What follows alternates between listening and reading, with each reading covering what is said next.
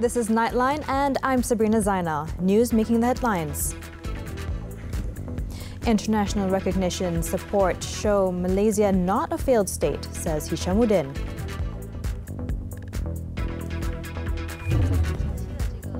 China battles worst outbreak since Wuhan.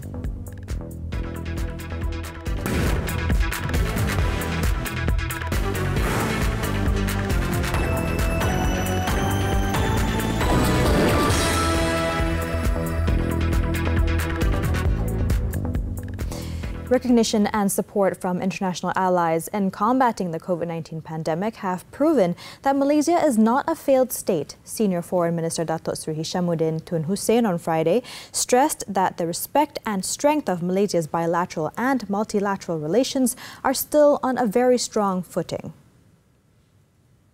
If we are a failed state, if what we have planned doesn't make sense, I don't think that we will be given the due recognition and respect that we have seen in the past few months. Datuk Seri Hishamuddin said this during a media conference at the handover ceremony of COVID-19 medical aid contributed by Saudi Arabia at the Institute of Strategic and International Studies on Friday. He also pointed out that Malaysia had received multiple COVID-19 vaccine donations, including 1 million doses of the Pfizer vaccine from the United States, 1 million doses of the AstraZeneca vaccine from Japan, and 500,000 doses of Sinovac vaccine from China. He also announced that 415,000 doses of AstraZeneca vaccines contributed by the United Kingdom will be arriving on Tuesday.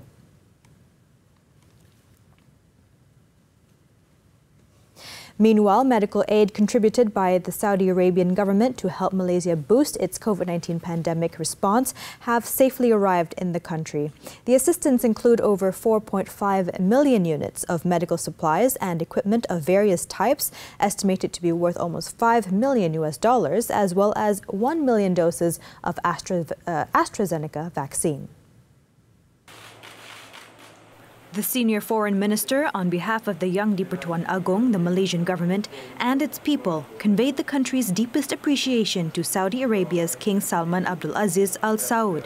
Datuk Seri Hishamuddin also extended gratitude to Crown Prince Mohammed bin Salman, as well as the Saudi Arabian government for the assistance, which marks the strong and long-standing relations between both nations. 2 of the flights deployed by Saudi Arabia to transport the medical aid touched down on Thursday, while another arrived on Friday. The contribution arrived only days after the Saudi ruler decreed the King Salman Center for Relief and Humanitarian Action to provide urgent assistance, including medical supplies, to Malaysia in facing the pandemic. The royal order came in response to a request made during a recent phone call between the Crown Prince and Datuk Seri Hishamuddin, who is in charge of the security cluster. This is not the first time Saudi Arabia extended COVID-19 assistance, as the kingdom was one of the first countries to contribute some 8 million units of medical supplies to Malaysia in May last year. With the latest contribution, Saudi Arabia is the single largest contributor of COVID-19 assistance to Malaysia thus far. At the same media conference, Datuk Seri Hishamuddin stressed that Barisan Nasional (BN) and UMNO remain supportive of the government of the day despite the current political crisis and instability. He said the stand was made clear by Deputy Prime Minister Datuk Seri Ismail Sabri Yaakob, who is also UMNO Vice President. Kita dalam BN dan UMNO telah pun membuat pendirian, dan pendirian kita telah pun diumumkan oleh Yang Amat Berhormat Timbalan Perdana Menteri semalam. Saya sendiri dan rakan-rakan di dalam dewan yang rapat dengan saya bukan sahaja sokong, tapi kita senada dengan pendirian yang telah diumumkan, iaitu kita tetap sokong kerajaan yang sedia ada. On Thursday, Datuk Seri Ismail, who is also the government's chief whip, said in a statement that the government still enjoys the confidence of over 110 members of parliament. He added that he also upholds and respects the decree by the Yang di-Pertuan Agong Al-Sultan Abdullah Riayatuddin Al-Mustafa Billah Shah in a media statement issued by the Istana Negara.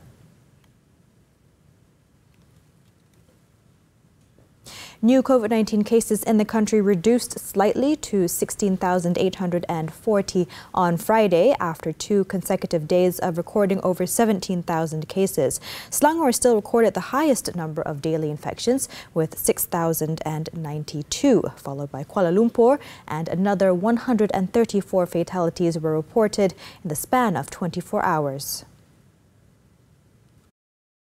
According to Health Director General Tan Sri Dr. Noor Hisham Abdullah, of the total positive cases, 98.3% or 16,556 cases were in Category 1 and 2, in which patients only display mild symptoms or none at all, while 284 cases, or 1.7%, were in Category 3, 4 and 5. In total, 13,477 or 80.02% of the cases do not have any vaccination history. Meanwhile, 47 new clusters were detected, the highest ever reported so far, of which 24 were workplace clusters. The number of patients being treated in the intensive care unit, ICU, also recorded the highest, with 1,055 patients, with 532 of them requiring ventilators. 12,179 recoveries were recorded, bringing the cumulative number of recovered cases to 902,921.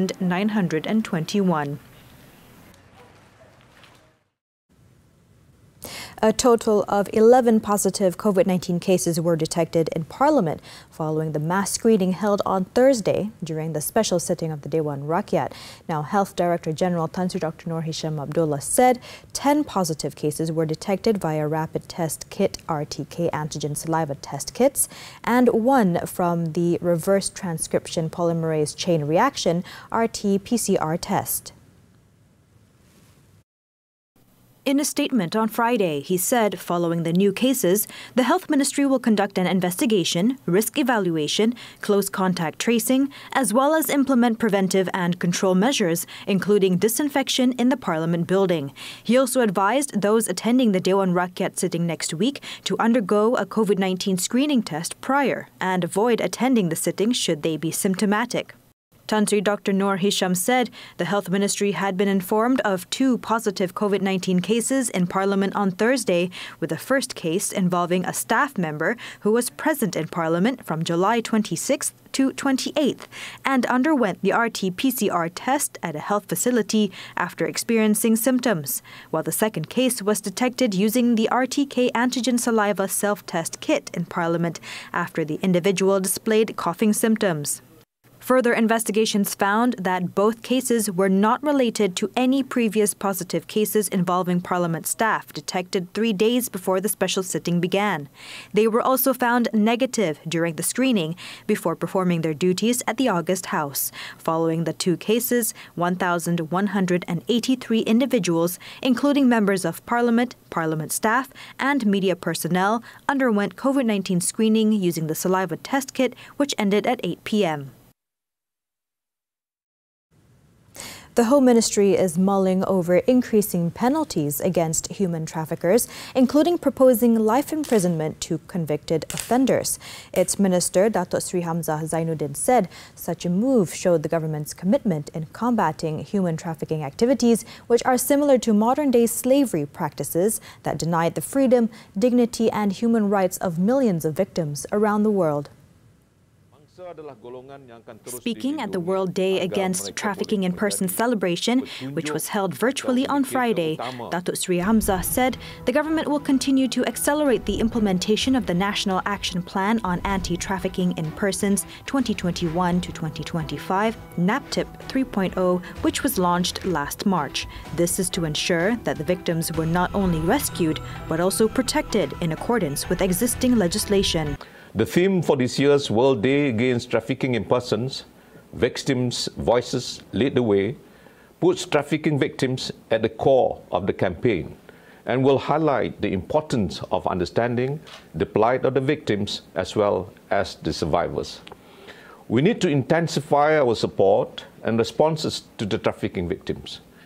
It is essential to realize that trafficking victims and the survivors are fundamentally the key actors in the fight against trafficking in persons. Based on statistics, 1,854 human trafficking cases involving 10,463 victims were recorded in the country since 2015, in which 70% of the victims were women and children. During the event, Datuk Sri Hamzah launched an interactive and multilingual chatbot as a medium of interaction between the Council for Anti-Trafficking in Persons and Anti-Smuggling of Migrants, MAPO, and Victims to Combat Human Trafficking. With 6 languages available, Bahasa Malaysia, English, Indonesian, Burmese, Nepali, and Bengali, the minister hopes that more victims will come forward to report such incidents. Moving on, the Human Resources Ministry on Friday has ordered the Federal Territory and Selangor Department of Occupational Safety and Health DOSH to conduct immediate investigation on the fatal scaffolding collapse incident at the Light Rail Transit LRT3 project site in Bandar Bukit Tinggi, Klang on Thursday. The comprehensive probe will involve the Forensic Engineering Division and the Construction Site Security Division at DOSH to identify the cause of the incident. In a statement, the ministry said the investigation is also to determine whether there was a violation of legal requirements under the Occupational Safety and Health Act 1994, adding that the law requires all employers to ensure the safety, health and welfare of their employees at the workplace as well as the public. Now, it said the ministry viewed seriously all accidents at the workplace and illnesses caused by occupational activities, including accidents involving the construction sector. In the 2:15 p.m. incident on Thursday, a Bangladeshi construction worker died, while 4 men in their 30s suffered minor injuries after the iron scaffolding collapsed at the LRT3 construction site.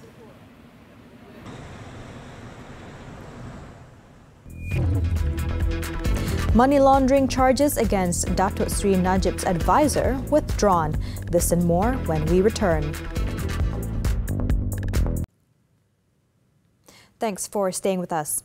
The money laundering charges against Datuk Sri Najib Tun Razak's former media advisor, Paul Stadlin, have been withdrawn after he agreed to voluntarily release over 7.1 million ringgit, which was seized by the Malaysian Anti-Corruption Commission, MACC.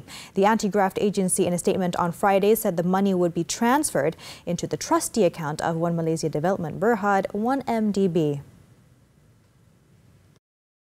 According to the MACC, the matter was decided after taking into account that the money was a reasonable amount to be forfeited, and as such, the case against Stadlin was withdrawn. The Commission also said this was based on an agreement by the Attorney General's Chambers, AGC, on a settlement involving Stadlin. On February 20th, 2019, Stadlin was charged in absentia at the Kuala Lumpur Magistrates Court under the Anti-Money Laundering and Anti-Terrorism Financing and Proceeds of Unlawful Activities Act, involving 15 million ringgit. He was accused of ordering the transfer of payment from illegal activities from a bank account of a client of law firm Messrs. Hafarizam 1 and Aisha Mubarak to several individuals and companies between June 2014 and August 2015. Following the withdrawal of Stadlin's charges, the AGC also made an offer to UMNO legal advisor Datuk Muhammad Hafarizam Harun, who paid a compound of over 590,000 ringgit on Thursday, for the money laundering charges against him to be withdrawn. The lawyer, who was known for handling Datuk Sri Najib's civil cases, was previously charged with depositing a total of 15 million ringgit in checks from the former Prime Minister into his law firm's bank account. On Friday, Datuk Muhammad Hafarizam, who is a former partner of the law firm, was acquitted and discharged by the Sessions Court after the prosecution dropped all 3 charges against him. In Perak, a school bus driver was charged in the Ipoh Sessions Court on Friday with physical sexual assault on a 10-year-old girl 2 years ago. The man, however, pleaded not guilty before Judge N. Priscilla Hemamalini, who set September 24th for mention of the case. He allegedly committed the offense while carrying the girl on his motorcycle to send her home from school on August 6, 2019. The accused was allowed bail of 4,000 ringgit with one surety and faces an imprisonment for up to 20 years and whipping if found guilty under the Sexual Offences Against Children Act.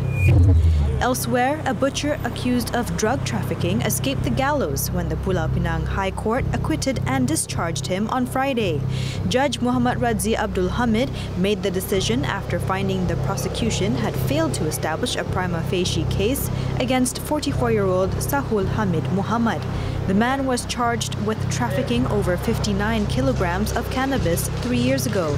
He was alleged to have committed the offense at the parking lot of a hypermarket in Seberang Jaya, Seberang Perai Tengah on January 8, 2018. In Selangor, police have smashed a car theft syndicate known as Gang William, which targeted luxury vehicles owned by foreigners, which have been left inside condominium parking lots. 6 men, one of them a Nepalese condominium security guard who acted as the syndicate's informer, were arrested in separate raids in Serdang on Sunday and Monday. 8 vehicles, including a Mercedes S320, Toyota Estima, Toyota Camry, Audi Q7, and Toyota Fortuner, were also seized during the operation. It was believed that the syndicate members, aged between 30 and 43, used special tools to make and program duplicate keys before stealing the vehicles. All the suspects, including the syndicate's mastermind, have been remanded to facilitate investigations under the Penal Code for motor vehicle theft. Philippines orders 13 million into lockdown over Delta fears. We'll be right back.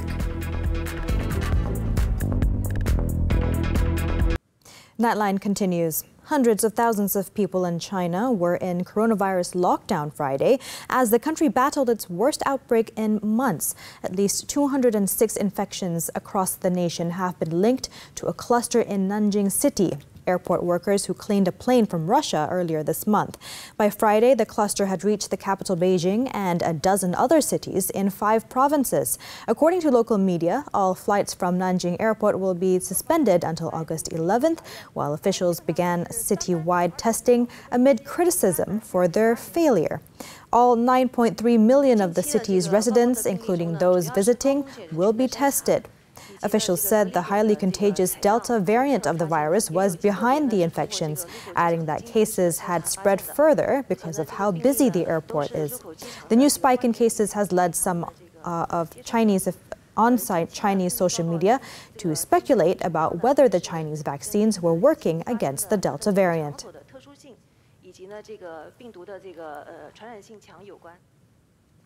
The Philippines will send more than 13 million people in the national capital region back into lockdown next week as it tries to head off a surge in cases of the Delta variant. Experts have warned of an explosion in infections fueled by the extremely contagious COVID-19 strain that could overwhelm hospitals in the coming weeks if restrictions are not drastically tightened in the crowded capital. Restaurant dining and mass gatherings have been banned with immediate effect, and a 2-week stay-at-home order will start on August 6th. The Philippines has also extended the travel ban for all inbound travelers from Malaysia and 9 other countries from August 1st to the 15th. The tougher restrictions come as the country struggles to vaccinate its population due to tight global supplies and logistical challenges. Only 7.8 million people, or 7% of the population, have received 2 jabs. The country has recorded more than 1.5 million coronavirus infections, the second highest in Southeast Asia, including nearly 28,000 deaths.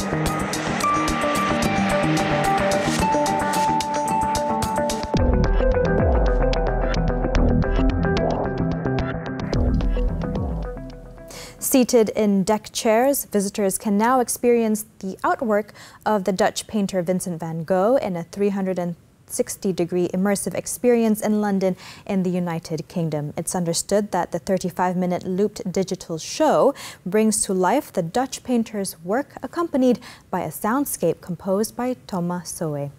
Visuals of the unique exhibition wraps up Nightline this time around. I'm Sabrina Zainal. Thank you for tuning in and stay safe.